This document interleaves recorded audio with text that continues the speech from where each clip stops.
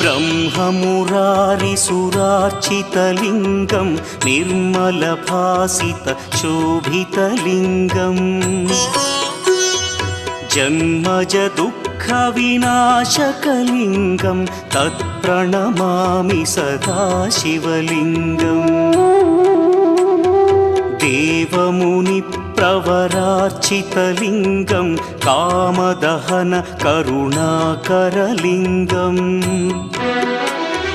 रावणदर्पविनाशकलिङ्गं तत्प्रणमामि सदा शिवलिङ्गम्